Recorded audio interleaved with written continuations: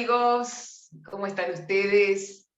Es un gusto, te reencuentro en el espejo, siempre a las 20:30, más allá de toda la programación que tenemos en vivo, tanto en Vera como en YouTube, en nuestros canales. A las 20:30 siempre tenemos el espejo, donde invitamos a distintas personalidades a mirarse en ese espejo y a su vez a compartir con ellos sus imágenes, las imágenes de ellos y las imágenes que a su vez ellos traen de su pasado, de sus saberes, de su experiencia, de su capacitación, en fin, de su riqueza espiritual. Estoy dándole la bienvenida a José Santín, que trae digamos, a colación una historia no narrada, no dicha, no escrita tal vez, ahora vamos a hablar con él, de la historia secreta de Jung. Jung, como todo el mundo sabe, ¿no? Por lo menos los uruguayos tienen que saber que es una preciosa ciudad, he estado muchas veces, está rodeada de un campo de los más fértiles, más ricos y fértiles del país, pero además tiene toda una historia, toda una trama secreta, que para eso estamos convocando, para que nos cuente de todo eso y cómo es vivir en Jung. Yo alguna idea tengo de cómo es vivir en el interior, porque soy de Cardona, pero me gustaría saber, José Santín, le doy la bienvenida, cómo es vivir en Jung. ¿Cómo está?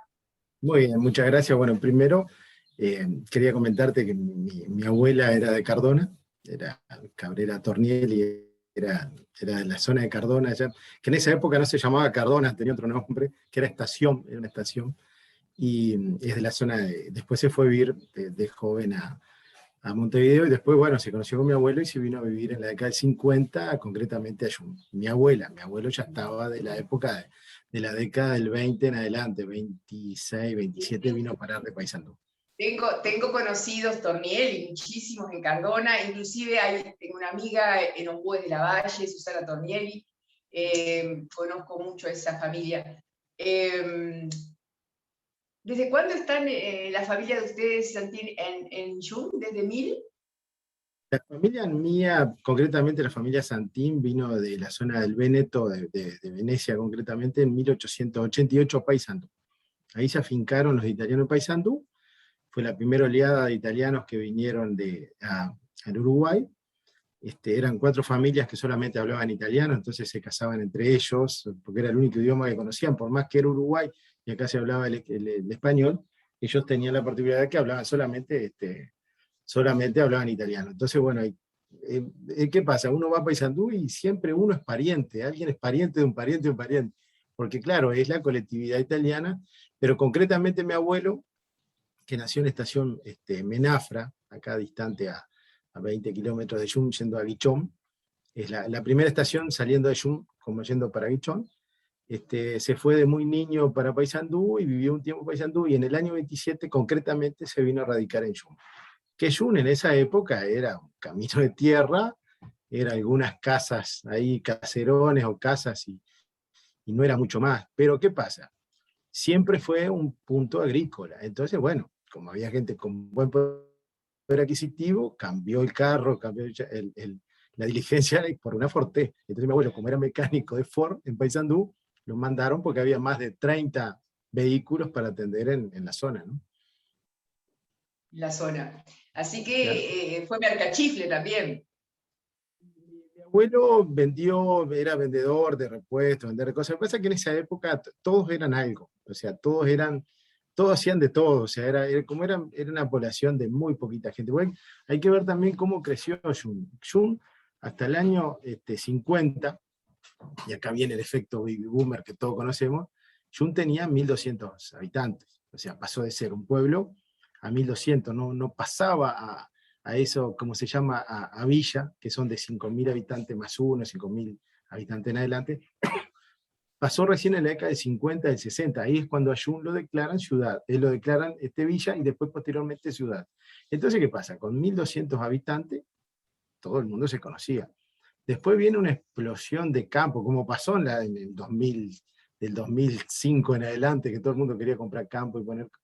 Jun tuvo la primera ola agrícola y ahí se empezó a poblar de gente. Ahí empezó, y bueno, entonces empezaron a venir los bancos, los grandes comercios, o sea, ya llegaban, uno quería comprar por catálogo una cosa importante en el París-Londres y le venía directamente, ni hablar si lo compraba en Europa, o sea, las cosas, por más que demoraban, pero ya al tener la vía, a tener la estación de tren y a tener un contacto mucho más fluido de 2 líneas de tren, Jun empezó a crecer, por supuesto. Entonces, bueno, todo el que tiene empresa en Paysandú, en zona, empezó a poner el ojo en esta zona, y de acá, esta gente, estos chacareros van para adelante. Entonces, bueno, y la gente empezó a comprar Forte, empezó a comprar Forá, a comprar vehículos de ese momento, los que hoy son las grandes camionetas que uno poder ver circular en Jun, pasó en ese momento. Entonces, bueno, se precisaba un taller especializado, y ahí mi abuelo viene directamente a trabajar acá.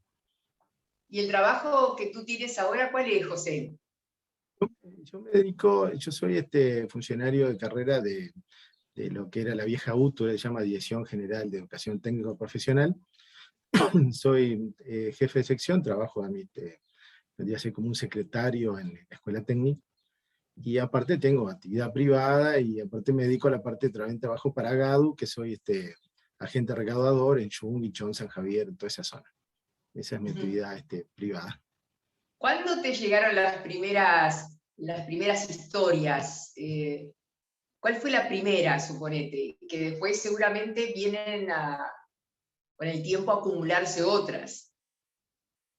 El tema de la historia, o sea, las anécdotas, cuentos, narraciones, esos coloquios que se arman muchas veces en los asados o en las juntadas de familia, pues cuando la familia se juntaba, que íbamos los abuelos, los tíos, los padres, los nietos, los gurises en la mesa chica, los grandes en la mesa grande.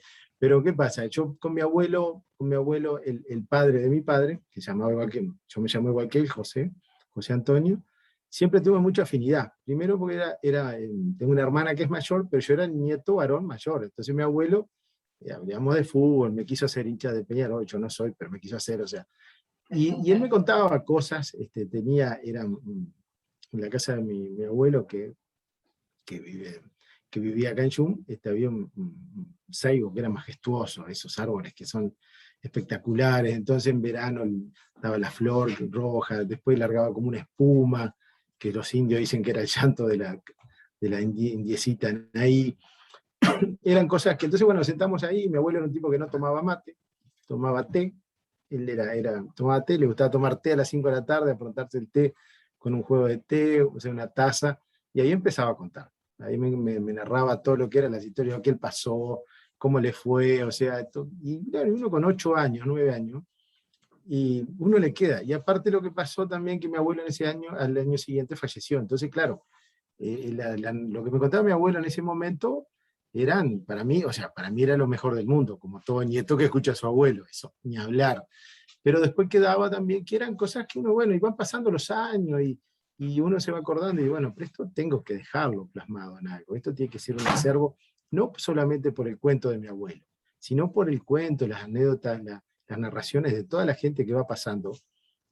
Esto puede pasar a nivel de una ciudad chica, como puede pasar a nivel de cosas de grandes ciudades como Montevideo, Paysandú, que la tenemos al lado.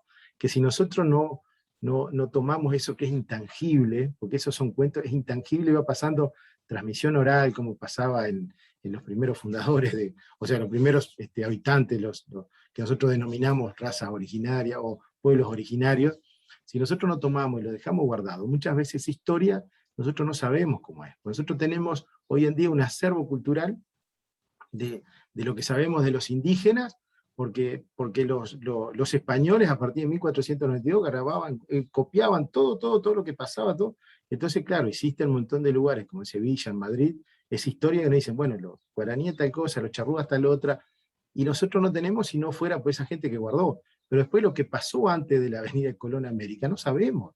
Lo único que especulamos que puede ser así. Entonces, ¿qué pasa? En estos pueblos que son jóvenes, que son nuevos, y valga la redundancia, Jun es joven, ¿no? Porque la verdad que, como me dicen muchos amigos de otros lados, me dicen Forever Young por un tema, pero claro, porque como soy de Jun, Pero estos lugares, si nosotros no empezamos a guardar esa historia, van a quedar que se van a perder, porque yo soy la tercera o cuarta generación de yunguenses, pero hay jóvenes o hay niños de cierta edad que se han enterado de muchas cosas por este tipo de libros. Pueden ser Claro. cuentos verdaderos o no, porque a mí me lo cuentan, me lo contó uno y otro, y bueno, uno lo trata de llevar al papel mejor. ¿Cuándo se te ocurrió juntar todo eso en un libro? ¿O en los libros? Y se me ocurrió en verano, porque nosotros por defecto los que trabajamos en la educación siempre tenemos libre en enero, siempre. Entonces, bueno, el enero pasado, quiero decir, enero del 20, antes de la pandemia, antes de todo lo que pasó, porque la pandemia empezó el 13 de marzo, se venían los 100 años de YUM. Entonces, conversando con unos amigos, digo, no puede ser que pasen los 100 años de YUM, y acá veíamos que estaba todo tibio, todo que no arrancaba, no. Digo, vamos a cumplir 100 años y no pasa nada, o sea, veíamos que el gobierno municipal estaba tranquila la cosa, el gobierno local estaba tranquila, todo.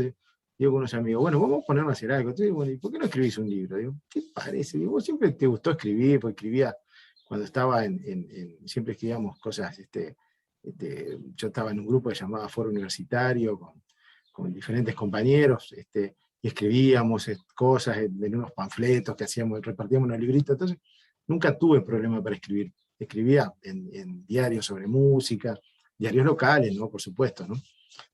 Creo que una vez escribí en el Telégrafo de Paysandú, que digo, gracias a mi amigo Fernando Bacaro, pero nunca me dio por hacer algo así. Entonces, bueno, yo voy a probar. Y bueno, se lo mandé a unos amigos.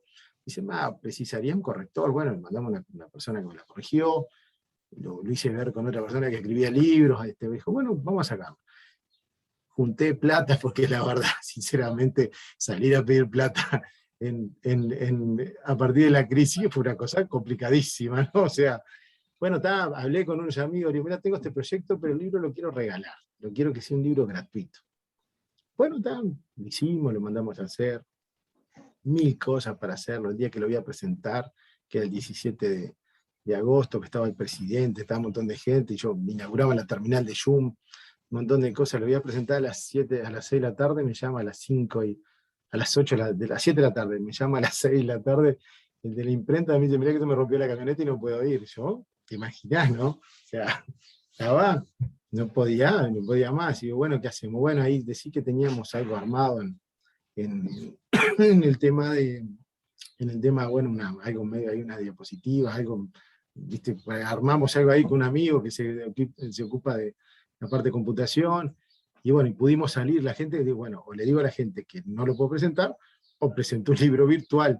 Y bueno, y salió, fue un éxito, pero yo me comprometí, de toda la gente que fue a mi presentación, que eran casi 100 personas, el día que llegara el libro, entregárselo en mano, puerta por puerta, y al que vino de otro lado, mandárselo, pago el libro, digo, por lo menos digo, para quedar bien, o sea, yo no quería quedar mal, ¿no? Seguro. José, o sea, fue una historia dentro de una historia, ¿no? Elegí 4 historias aleatorias que te parezcan, que estén en los 2 libros y que a ti te parezcan interesantes de que la gente las conozca. Yo particularmente, yo fui el único, pasé una situación que es cómica, por supuesto, en su momento fue muy complicada. Yo tenía 4 años, iba caminando con mi madre y mis hermanos, mi hermano de meses en el coche, mi mamá, y vamos pasando, llegando a mi casa. Yo vivía en un barrio municipal, en un barrio de Imbe, en ese momento Imbe, ahora tiene otro nombre. Iba con mi mamá, mi abuela me había regalado unas bolitas, unas canicas, esas, que no había mucho, pero me había regalado, entonces yo parecía que tenía un Maserati parado en la puerta, para mí era lo mejor que había en el mundo. Cuando venía jugando con eso se me cae, paseando a mi casa, llegando a mi casa a metro. Como todo gurí, me agacho, levanto la bolita, la canica, y cuando voy a andar la canica, siento que alguien me manotea el brazo y me mete para una casa y ¡pum! Para adentro. Y claro, y no sabía qué pasaba. Y ahí nomás sentí algo, y algo oscuro, y ya como que me empezaron a atar, y como estaba atado a una silla, yo no estaba en shock, tenía 4 años, 5 años, o sea, imagínense, en plena dictadura estamos hablando, ¿no? Pues estamos hablando de plena dictadura. Digo, ¿qué pasó acá? En pleno eran las 6 de la tarde, o 4 de la tarde, no me acuerdo. No, las 10 de la mañana eran, las 10 de la mañana. Y bueno, está, y mi madre a los gritos afuera, y bueno, y andá a llamar a tu padre, claro, el vecino que fue a llamar a mi papá y la comisaría tuvo que hacer como 7, 8 cuadras porque no había teléfono cerca. Y bueno, y ahí vino la policía y vino mi abuelo había sido intendente de Río Negro, entonces una persona, por más que estamos en dictadura, era una persona bastante conocida en la zona. Y bueno, y yo no sabía nada, yo estaba atado, pasaban las horas, y parece que fue un secuestro, me secuestró. ¿Por qué pasó? La señora era una señora que tenía el esposo preso, el esposo y ella y los hijos eran afrodescendientes ahora. Entonces, en Jun no hay muchos afrodescendientes. Parece que como el esposo estaba preso, la gurizada de 12, 13, 14 años le tiraban piedras, le decían cosas. La mujer vivía una tortura en la casa. Parece que le tiran una piedra, le rompen un vidrio, y en el momento que yo paso, entonces pensó, como yo me agacho a levantar la bolita, pensó que le iba a levantar una piedra. La mujer me ve a mí, me manoteó para adentro, y vamos, y ese fue el suceso, o sea, tuve 18 horas retenido a la fuerza. Yo pasé bárbaro, porque después por más que estaba atado, porque el niño, hay un niño que tiene mi edad, cumple un día antes que yo, era mi amigo, yo jugaba con él, o sea, era mi amigo de toda la vida, yo tenía 5 años y él era mi amigo. Claro. Pero bueno, ¿Y qué historias recordás contadas por tu abuelo? Porque yo tengo entendido que hay como células alemanas ahí, o habitantes alemanes. Contame eso, a ver. mire, primero, para situarnos en el rigor histórico, tenemos que venirnos a Uruguay en la década del 30. O sea, todo lo que era nacionalista era bien visto. O sea, ser ¿cómo le puedo decir? Ser fanático, lo que sea, no sería fanático, pero sí simpatizante del nazismo, o de Mussolini, o de otras corrientes nacionalistas, en ese momento estaba bien visto. O sea, por algo hay montones de niños nacidos en esa época, en la década del 30, que se llaman Adolfo, se llaman Benito, en Jun también hay, por supuesto. Entonces había Benito, mucha gente. ¿y qué otro Y nombre? ¿Qué otro Adolfo, nombre? y Adolfo, y Adolfo, Adolfo y Adolfo, por Benito. Adolfo, claro, por Adolfo y Adolfo. Benito. Claro, Claro. claro, por supuesto. Entonces, ¿qué pasa? Mi abuelo, una persona que viene del año 27, mi abuelo, tenía un taller, era una persona, tener un taller y arreglar el auto de toda la gente que tenía campo, muchas veces conversaba con mucha gente, aparte era una persona muy sociable. Entonces, él tenía, después que cierra que deja el taller y se pone en la política, sale lo que vendría a ser integrante del consejo departamental, viene a ser como intendente por un año en esa época, en el 50 y algo. Hace una amistad muy grande con el que era embajador en la época de la guerra, o de las dos primeras guerras, que se llamaba Sir Millington Drake, ¿sí? Eugene Millington Drake, ahí va, que era un lord inglés que hacía de ministro en la época de la guerra.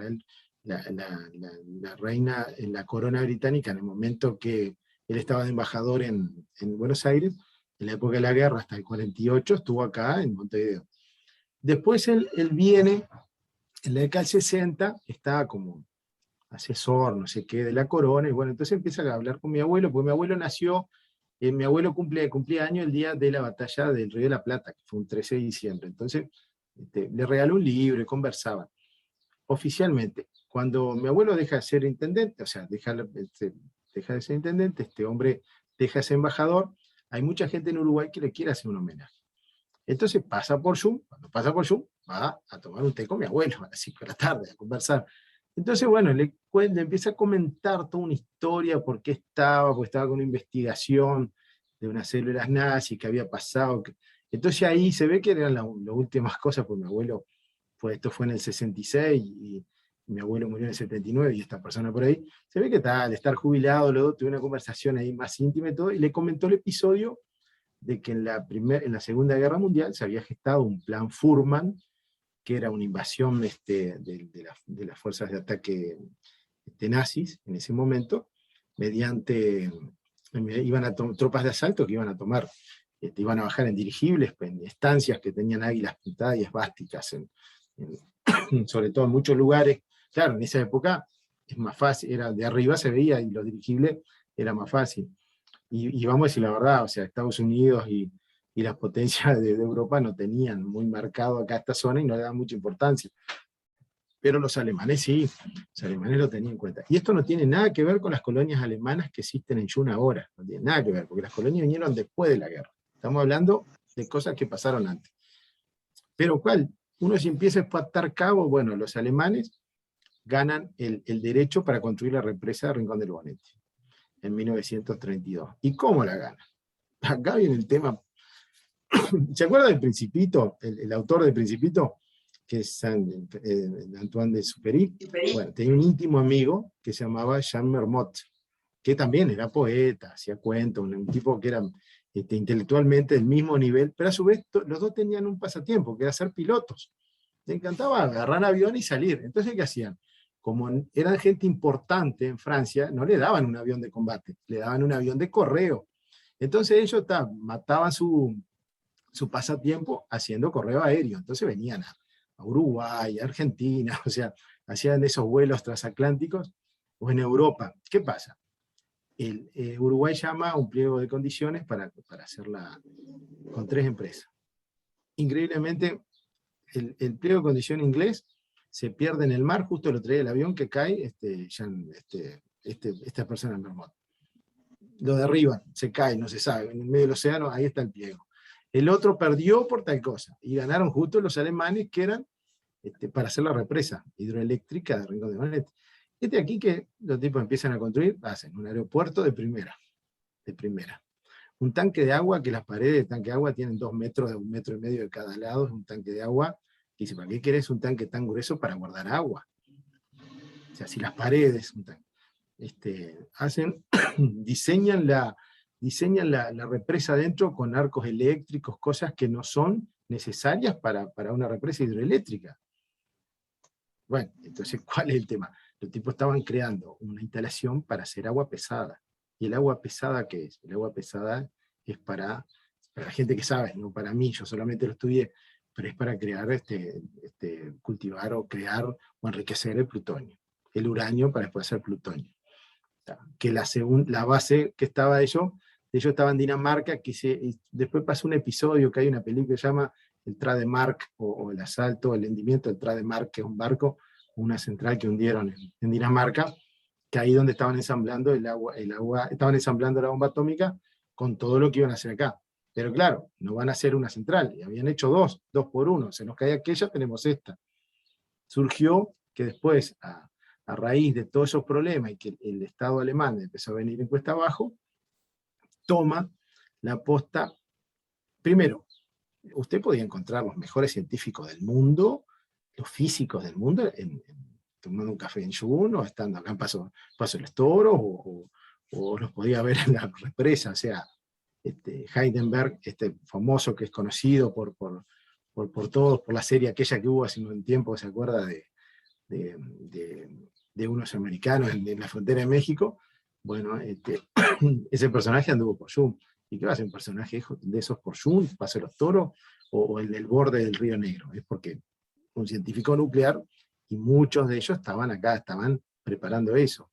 Después tengo cuentos de gente que vivió en el campo que dicen, no, nosotros de noche veíamos pasar los dirigibles, y se pasaban, y pasaban, y pasaban. O sea, gente, ¿y cómo pasaban? Si hay solo un dirigible registrado en 1933 o 32 que pasó por Montevideo, fue a Buenos Aires y salió de Brasil. No, y si acá pasaban a cada rato. Entraban y salían, iban hasta Durazno y venían. O sea, claro, de noche, silencioso, la gente no estaba acostumbrado a ver aviones ni nada de eso, porque no existía, o sea, pero se calcula que hubo más de 100 viajes llevando y trayendo tropa y trayendo materiales. ¿Se sabe por qué se había elegido Jung en esa época para este tipo de cuestiones? Y por una cosa muy simple, o sea, a 100 kilómetros de acá, en Frevento, estaba el centro más importante del país en el tema cárnico. Y usted tiene que ver de quién era. Primero era Liebig. Liebig es alemán, y después pasó a ser anglo, inglés. O sea, no fue casualidad que justo una empresa fundada por alemanes, después al tiempito para ser pasó a ser dependencia de los ingleses, o sea, era una zona de cruce, y si nosotros vemos en línea recta, en los centros principales de Brasil, donde hubo contacto con muchos alemanes, como Minas Gerais, toda esa zona, si uno lo pasa por arriba, la distancia es muy corta, o sea, uno no podía venir en un barco y cruzar a caballo. Entonces, ¿qué pasa? Ellos querían tener un acceso directo al Rincón de Bonete, al Río Negro. Era la situación de ellos. Y después lo que más me extraña es por qué fue lo del Plan Furman. El Plan Furman era crear el cuarto Reich en Uruguay. O sea, había una persona, Adolf, justo Dutin, o Dutine, no sé, justo, mire el nombre que tenía, era una persona que vivía en Paysandú y otra en Salto, que eran los ideólogos, y bueno, pensaban tomar con 1000 personas, 1000 tropas, o sea, no 1000 tropas, 1000 soldados, una tropa de asalto, tomar en un día solo, tomar Mercedes, Frevento, Jun, Paysandú, Salto. ¿Y Invadir. otras personalidades así de esa época? Porque no sé si tú te acuerdas o si hay registro allí de grandes personalidades del nazismo alemán que se decía que estaban entre la Argentina y el Uruguay y se movían con total comodidad. Eso no sé si lo registran. Y lo que pasa es que registrado concretamente no tenemos, pero ¿por qué? ¿Qué pasa? Porque el registro no es como ahora. Ahora anda cualquiera y una foto y ya está. El registro es, yo me acuerdo, mi abuela siempre me decía, mi abuela hasta que se murió, me decía, y nosotros siempre lo tomamos a broma, pero mi abuela siempre me decía serie, se ponía seria, me decía, yo lo vi en una fiesta a Adolfo Hitler y a la mujer. Y nosotros lo mirábamos, estaba pelado, de ojos celeste, sin pelo, entonces todo afeitado, todo sin pelo. Si yo lo vi, entonces decía, abuela, no digas eso, porque la gente va a pensar mal.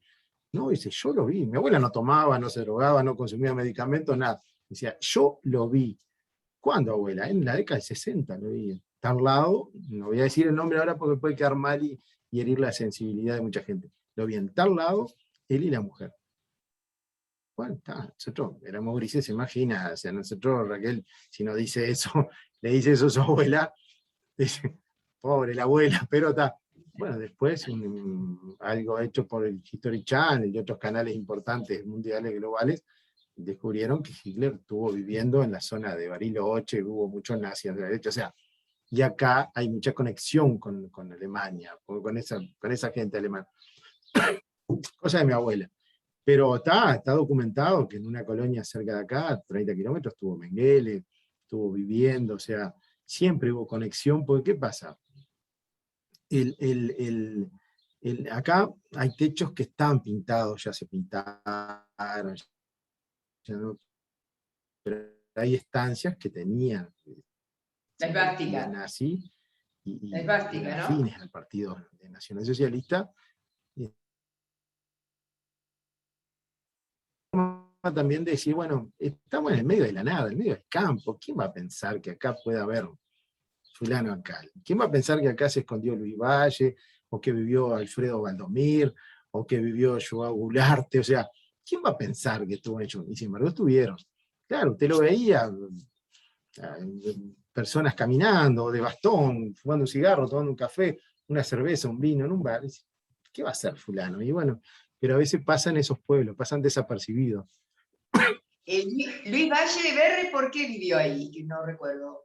Valle Berre, en 1933, cuando viene la cacería de brujas por parte del entonces presidente y después devenido en dictador de Terra, en 1933, cuando el golpe de Estado, que después se pega un tiro Brum en la casa para ver, digo, si yo vivo, esto sigue, si yo me muero, esto para, palabras más, palabras menos.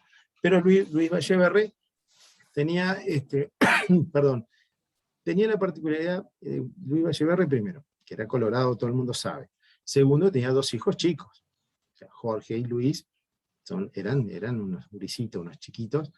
Entonces, bueno, él decide con su señora escapar. Entonces se arma todo un entramado de gente que lo iba moviendo. Viene una persona, apellido Galino, de Salto, que era concuñado de Marroni, y le dice, era cuñado de Marroni, y dice, mirá, dice, tengo una persona, dice, que necesito que lo tenga unos días escondido en tu casa. Bueno, tráelo, dice, no hay problema.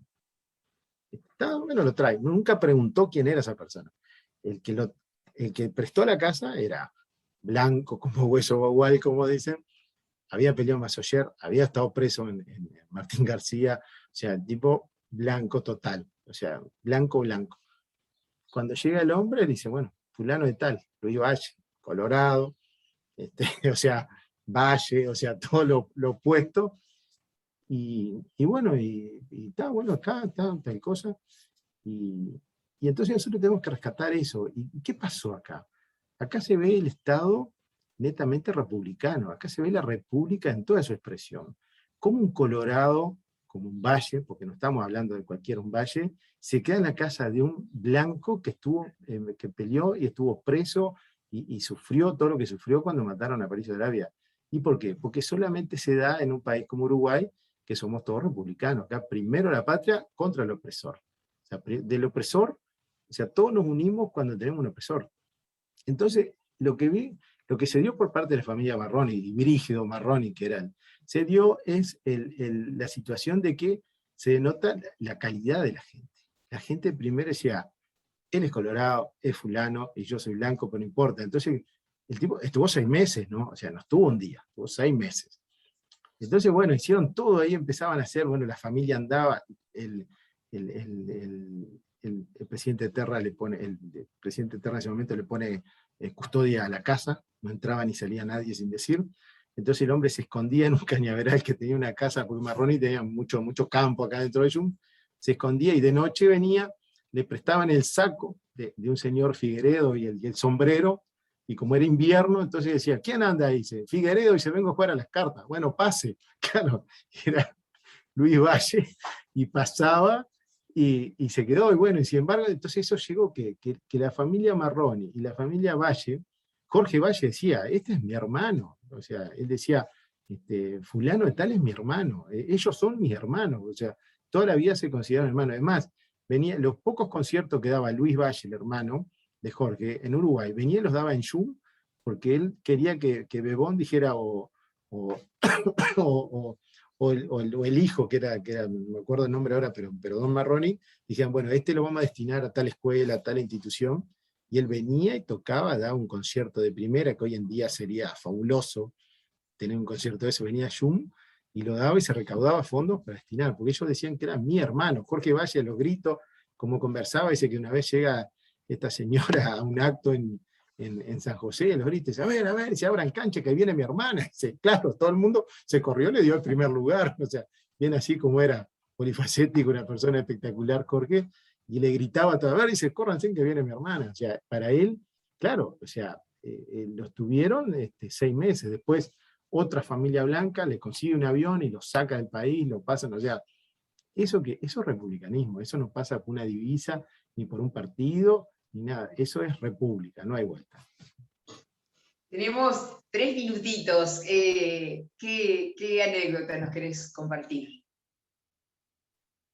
Yo tengo, acá me gustaría, digo, la gente que va a venir a ver mi nuevo libro, primero que venga, que lo pueda tener, o sea, que pueda lograr tener. Después, si el libro se vende todo y podemos, podemos hacer y sacarlo después por PDF o alguna cosa que la gente, que por lo menos venga y conozca Jung, o sea, que seamos embajadores itinerantes de Jung y que tengan conocimiento para decir, bueno, acá tuvimos, pasó la masonería, dejó su huella, tuvimos cosas importantes, tuvimos presidentes como Joao Goulart, que se quedó en una casa en la cual, en la estancia de lo que es el Colorado Jung, que es la estancia de Arazá, entonces el Colorado Jung le decía cuando estaba el presidente Goulart y lo llamaban a Goulart, a Joao, le decían, usted diga que es la estancia, es la familia Yang de la estancia del Jung. Entonces, bueno, ¿somos Jung o somos Yang? O sea, sí, o sea entonces dice que Goulart se reía y le tomaba el pelo a la gente en su idioma, porque era más abrasilerado que portugués lo que hablaba, ¿no? Entonces quedan anécdotas, y también tenemos cosas importantes para mostrar, y queremos decirle, bueno, que el que visite Jung, que venga y bueno, se junte. Es muy probable que terminemos comiendo un asado, somos gente de recibir siempre bien a la gente, o sea, capaz por ahí siempre hay un mote que dice, no, porque estos son brutos con plata, no, o sea, hay gente con plata, hay gente bruta, y hay gente que no tiene plata, pero le gusta también acercarse y dar algo, o sea, hay de todo, es una sociedad muy cosmopolita. Acá en la década del 20, del 30, se hablaban cerca de 20, 30 idiomas, o sea, es como que uno ande paseando hoy por Londres y escuche todo tipo de idiomas. Bueno, yo pasaba lo mismo, estaban los rusos, los ucranianos, los judíos que decimos nosotros, los turcos que eran libaneses, nosotros decimos turcos, había mucha gente, italianos, o sea, mucha gente, fue muy cosmopolita. Entonces, Jun lo que tiene, bueno, es una ciudad una ciudad arriba, todo el que viene siempre va a tener algo, decir, bueno, yo estuve un tiempito, pasé tal cosa, me gustó, y después estamos los que somos locales, bueno, que queremos que la gente se sienta bien y darle lo poco que tenemos, que sea lo mucho para ellos, ¿no? Eso es lo importante, ¿no? Ha sido un gusto, José, muchas gracias. Bueno, el Disfruté gusto es mucho este mío, encuentro. el gusto es mío, bueno, y quería contarte como novedad que esto me picó este tema de escribir, la verdad es que, y bueno, y escribí un libro que no tiene nada que ver sobre Jung, sí un personaje de nuestro departamento, que fue el doctor Roslik, que lo asesinaron el 15 de abril de 1984. Bueno, escribí un libro sobre el asesinato de Roslik, va a salir el 15 de abril del año que viene, y bueno, ya lo tiene Penguin Random House, que es una editorial muy conocida por mucha gente, y bueno, esperemos bueno, que sea de gusto a la gente. Es un libro totalmente diferente, bueno, está, pero ya que le agarré el gusto, yo escribí ese y tengo otras cosas más en el tintero, que estoy más o menos ahí terminando 2 libros más que para... Pero bueno, ¿qué va a ser? Devenido en escribidor, yo digo que soy un escribidor, como decía. Muchas gracias. Un autor muy Estaremos importante. atentos. Bueno, Estaremos muchas atentos. gracias a usted y bueno, Gracias. por tenerme.